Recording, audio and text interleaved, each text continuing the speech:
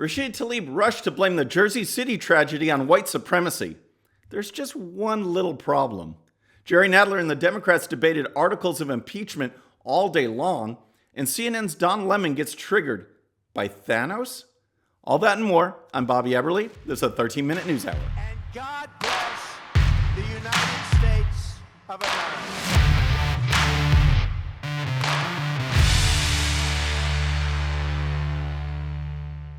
All right, friends, welcome to the show. Happy Friday. Hope you're having a great week. We got a lot to cover, and we're going to start with Rashida Tlaib because it looks like she got caught crying racism and white supremacy before she even realized if the bad guys were actually white.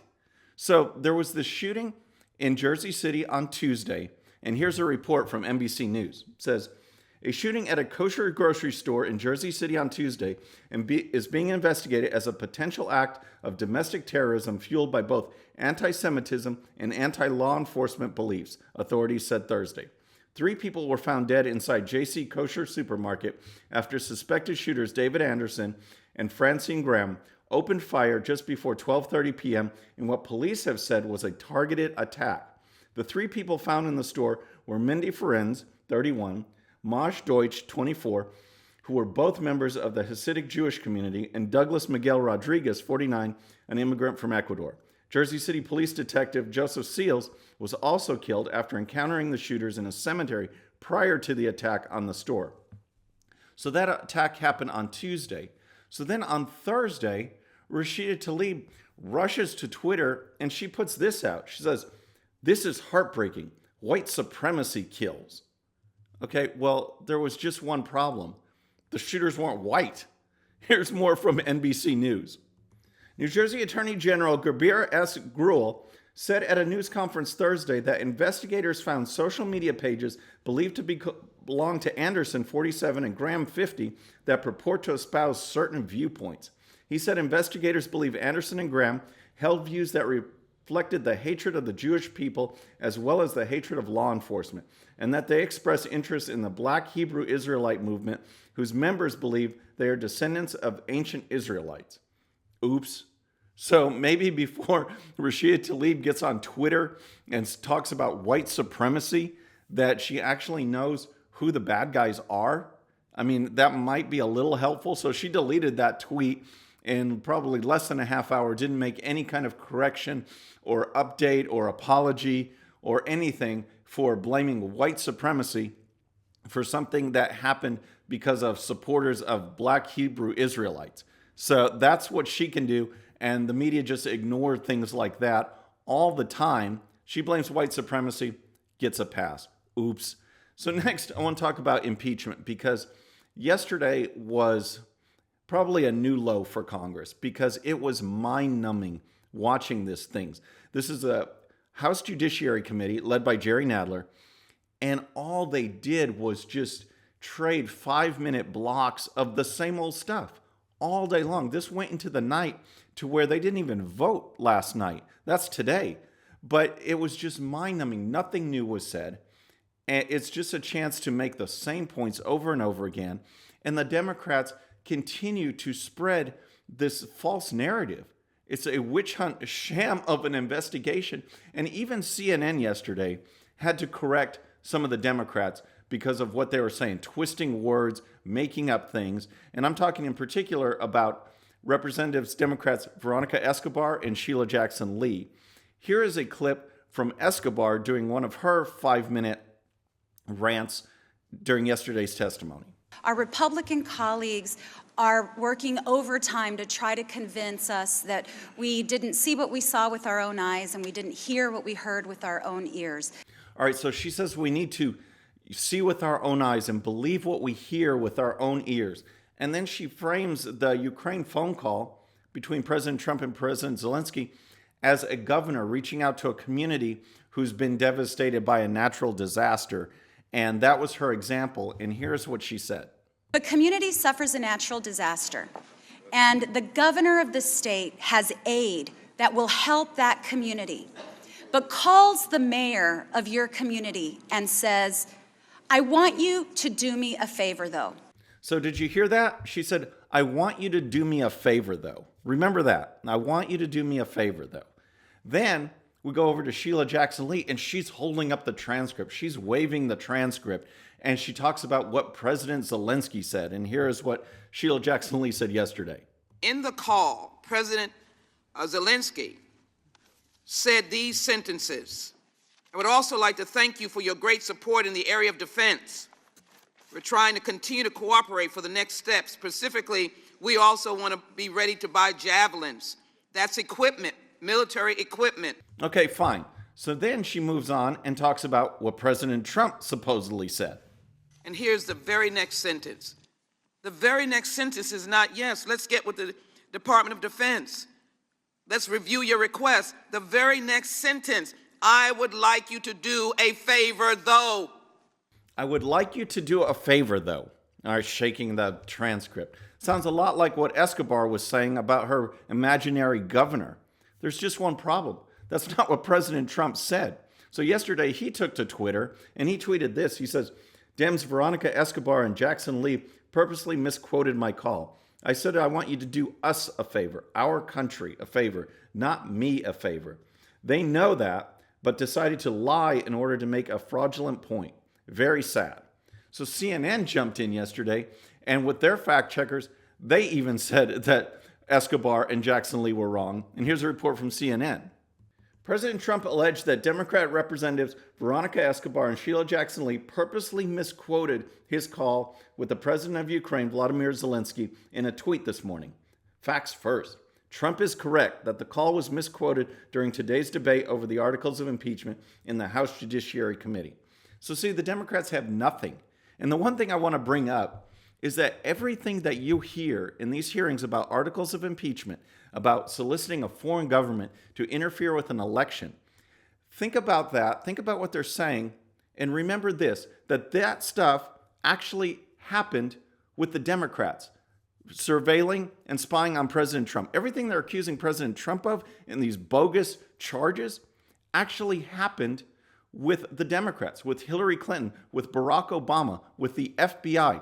The Inspector General's report shows all the bad things, the mess ups, the false information that were used to get the warrant to spy on the Trump campaign, using a dossier that was paid for by Americans to a foreign government to influence an election.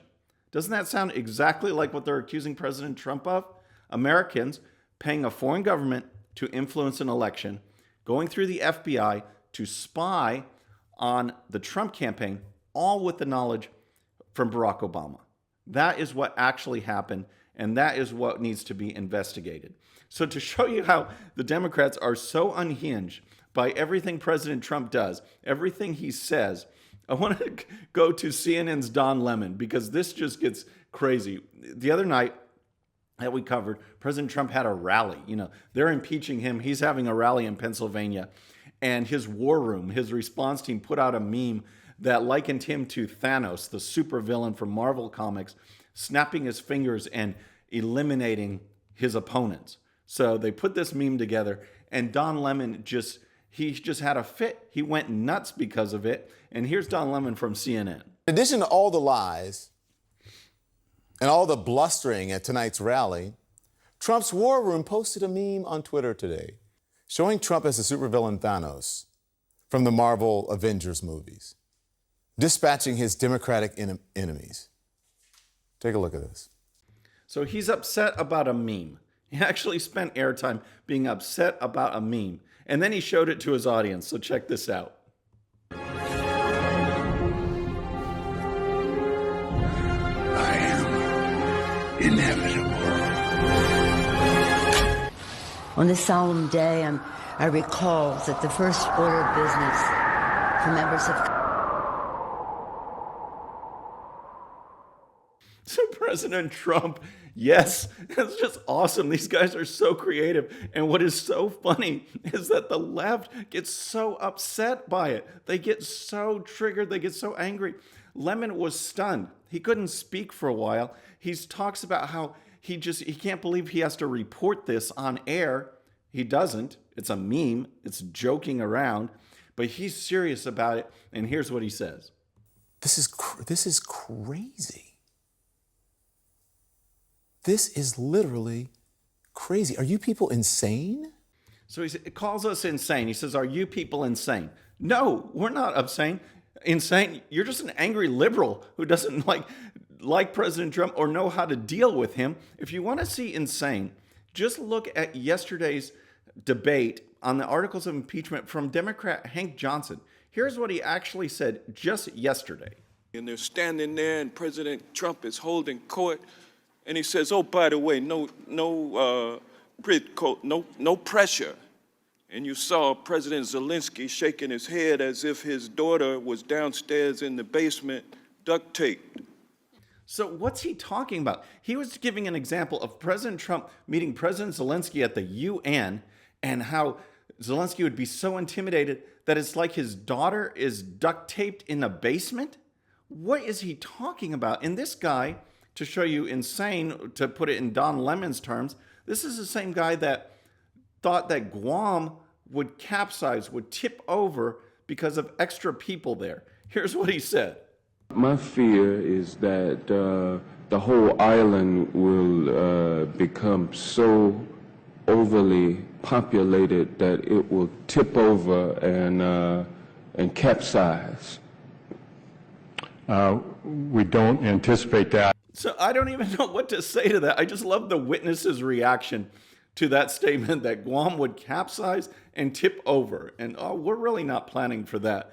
It's just, these are the people that are sitting on the Judiciary Committee right now, these Democrats, charging President Trump with these crimes, while the Democrats have done it and are doing exactly what they're talking about. We need to investigate Barack Obama, Hillary Clinton, the FBI. There is real corruption there and a real attempt to overturn an election, and that's what we need to focus on. Instead, Lemon gets triggered by memes when we got these crazy folks talking about duct tape and daughters in basements and weird stuff like that. So finally, since the show's gotten so weird, I just want to end with some Throwback Thursday that President Trump did yesterday. He put up this picture, which I think is pretty cool. You see two great presidents, Ronald Reagan and future president, President Trump, which I think was awesome. On my Instagram, I posted this one for my Throwback Thursday. This was back when I was still in college, working at NASA, testing new spacesuits. So there, I thought that picture was pretty cool. And I just have to throw in, since things got nuts because of Lemon and Rashida Tlaib, I want to throw in some Babylon Bee headlines. And first is this one. You heard that Greta Thunberg is Time Magazine's Person of the Year, 16-year-old ranter of climate. So we have this headline from the Babylon Bee. Nation surprised to learn Time Magazine's still in print, which I thought was pretty good. I didn't know they still did this thing, but apparently they do. And then this one regarding Alexandria Ocasio-Cortez. AOC says there's too much division in our country when addition and subtraction are hard enough. So, okay, that's our new low for this show. And we'll just sign off there because this has been a crazy week. I'm ending it with Babylon Bee headlines, so you know where kind of my head is at right now. So have a great weekend. I hope you enjoyed the show. Please subscribe, and when you do, please hit that bell so you'll be notified, and we'll see you next time. I'm Bobby Everly. This is a 13-minute news hour.